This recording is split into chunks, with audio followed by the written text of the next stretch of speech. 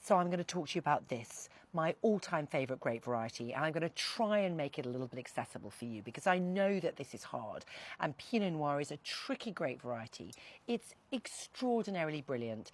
The red versions of it, the most amazing ones, the ones that everybody like literally cries over, are from Burgundy, right? Burgundian Pinot Noir. They're the super famous ones. But most commonly now, Pinot Noir is grown all over the world, in New Zealand, in America. You're going to have different versions of it everywhere.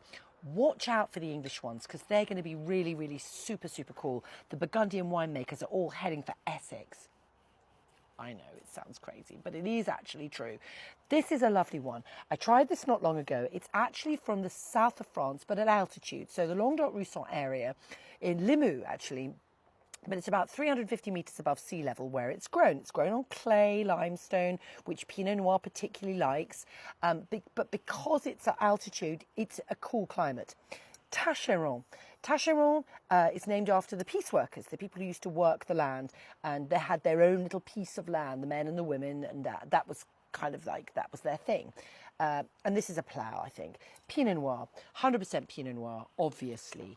Wonderful colour. So Pinot Noir, I want you to think Pinot Noir is a fresh grape. It's a thin-skinned grape that gets very, very fruity, but it also expresses lots of very savoury notes. So when I'm going to be smelling this, I'm not just kind of like working on what I can smell. I know in my head what Pinot Noir has the ability to smell like. And I know that Pinot Noir has the ability to smell like cherries, and I get lots of cherries on this one. A big attack of cherries and savoury notes. And when I say savoury, I do mean a bit like kind of funky mushroomy. And this one has all those notes, like earthy. Yeah, I like that. So I've talked to you before about a Nebbiolo, and like that's got an earthy, like rosy, herby notes. This one definitely cherry stone and some mushroomy note, like chestnut mushrooms.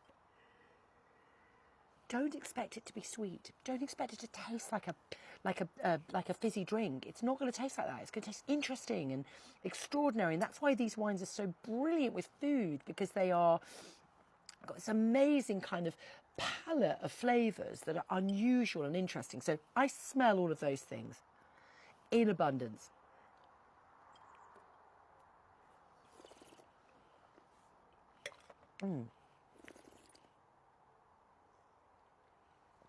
Now, when I taste it and move it around my mouth, I'm encouraging oxygen into it so that I can actually get more flavours out of it.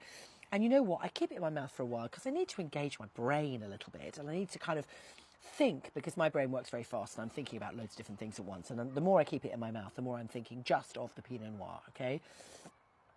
This is divine and long and has some acidity to it, which means it's going to cut right through food.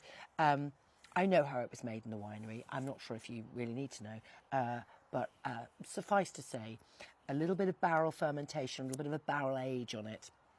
And this has been in the bottle for, when is this? 2023. So this is a 2-year-old wine. I think this has got a real potential to age. And this was cheap, or it's not cheap, I get it. But for a Pinot Noir, £20, and it's good. I really want you to look out for this. This is Tacheron Pinot Noir from Limoux, about £20, absolutely breathtakingly delicious.